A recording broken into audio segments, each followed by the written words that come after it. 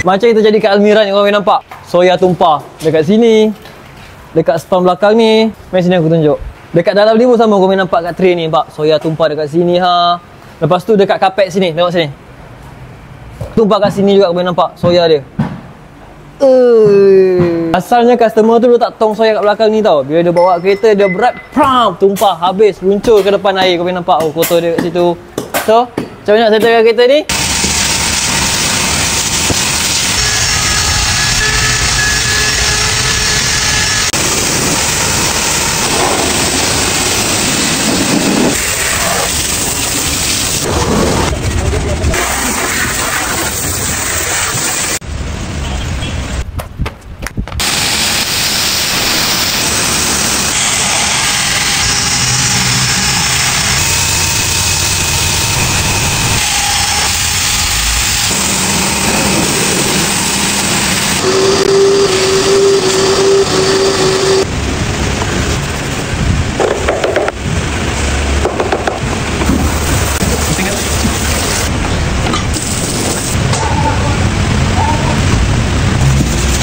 Macam untuk Almiran ni, orang terpaksa cuci 2 ke 3 kali. Aku rasa lebih kot kita orang cuci, bukannya 2 ke 3 kali. Aku rasa 5 ke 6 kali juga lah. Dan bila kita cuci tu ada lagi bau soya yang bau masam dia lagi. So, nak tak nak kita try pula dengan air panas. Kita jirus air panas lah dekat kapet dia. Lepas tu kita jirus air panas pun dekat tray lantai dia tu. Supaya boleh kurangkan lagi bau soya busuk yang ada kat dalam kereta. Orang kalau tumpah soya kan, benda soya ke Milo ke apa dalam kereta, kalau biarkan, penat tau kerja.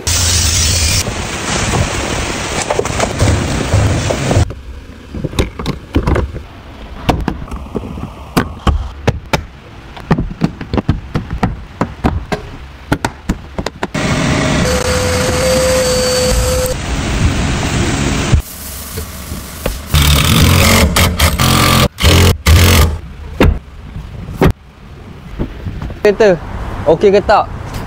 Sebab kita dah tumpah itu dah lama kan, daripada hari Jumaat kan. So hari ni baru boleh deliver.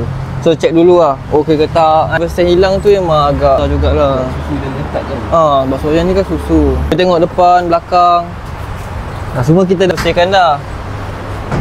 Warna kesan-kesan susu tu pun dah tak ada dah. Kat bonet pun sekali. Bonet ni pun kita dah upkan dah. Niaga soya ke bang? Niaga. Dekat mana? Dekat area Set On. Mana tu Set On?